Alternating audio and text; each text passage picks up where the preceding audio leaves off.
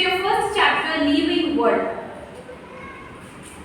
Raw groundnuts have the characteristics needed to grow into a plant. It is called living component. If fried, in fried groundnuts, the living component is destroyed, so it is not living state. So as you know, for example, I have given you an example. You are understanding here itself. If you have groundnuts here, what happens? The raw groundnut, which is nothing but the state where it has been taken from the field, which has a living characteristics in it. But when you fry that groundnut, it's come to a non-living characteristics. It cannot be grown, it cannot sprout. So this is like you have living things and non-living things. So coming to this chapter, we will be seeing how living beings are made up of cells, how living beings respire, they eat food, plants, animals, each and everything, how they grow, how they move. You will come to know. Let's see one by one. Coming to living beings made up of cell. As we know, all human beings, all living things are made up of cell. Cell is nothing but a structural and functional unit of life. It is a structural and functional unit of life. This is a structure of cell where you have nucleus in it, and this is a fluid. You have water type fluid, which is nothing but cytoplasm, and cell is having a structure which we call it as cell membrane. And in a human body, you have 37.2 trillions of cells. They are of plant and animal cells. You must have observed how a house is being constructed when several things such as bricks, cement, water, steel, wood are arranged in an order.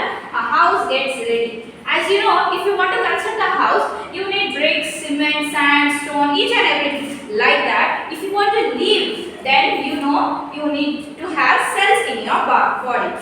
Similarly, the body of living organisms are made up of cells. So like this, 37.2 trillions of cells are present in a human body, which we are made up of cells. Now, coming to living beings respire. You have learned in previous classes that living beings respire. During respiration, living beings take in air using the oxygen and give out carbon dioxide, like that. There are some special organs to respire in animals. So plants also depend on oxygen for their respiration. Usually they respire through stomata. In plants you have leaves which are having some small pores in it. Plants respire through stomata. The small pores which are present in the leaves of the plants are nothing but stomata. They respire from that leaves, which are present on the lower surface of the leaves. With the help of oxygen, the energy in the food is made available to the living body.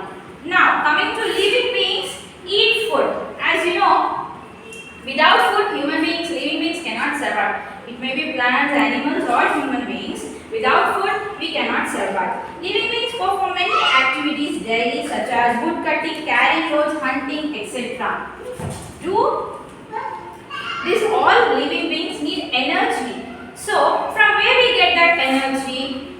We need food, but we need that energy also. From where that we get that food? We get that food from plants. How? Plants prepare their own food, which are nothing but autotrophs. Plants prepare their own food by making the process of photosynthesis. So, when they make the plants on their own, they are called as autotrophs. Now, preparation of food in plants.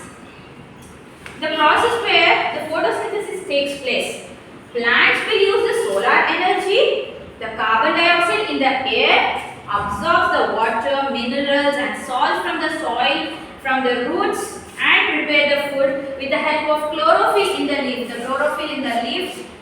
So, this type of process all it carries and goes to photosynthesis. This is how plants prepare their own food, and in the preparation of food by the plants, glucose is produced and oxygen is released in the plants. Now, though plants like Drosera, Nepenthes, Utricularia prepare their own food, they depend on other plants, some for the nitrogen purpose. Some insects are there which are known as insectivorous plants.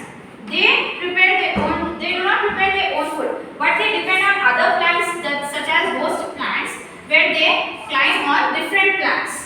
From there they obtain their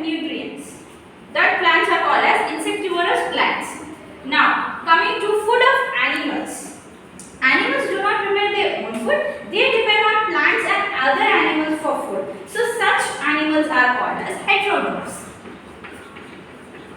Heterotrophs, because they don't prepare their own food. They will depend on other plants or animals for food.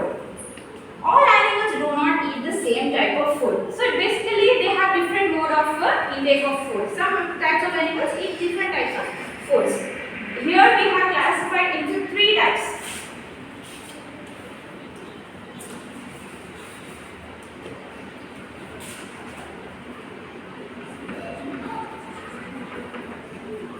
Herbivores, carnivore and omnivores. All animals do not eat the same type of food. So, the animals are classified into herbivores, carnivores and omnivores.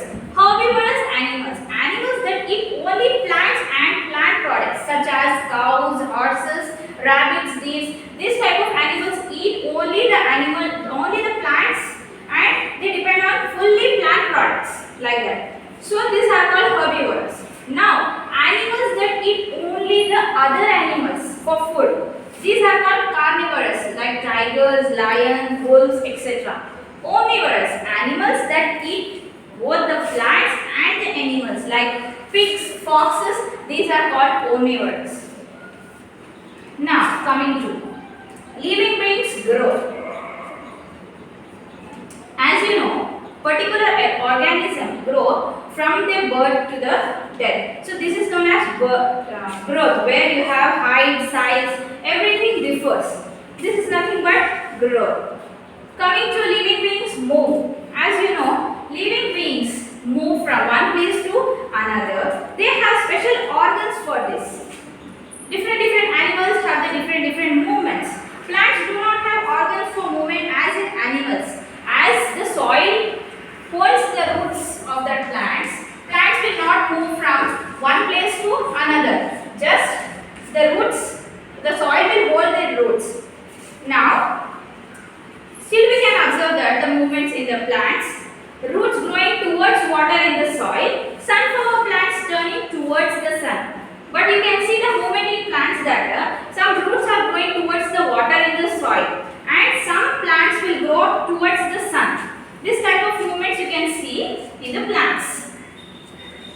Thank you.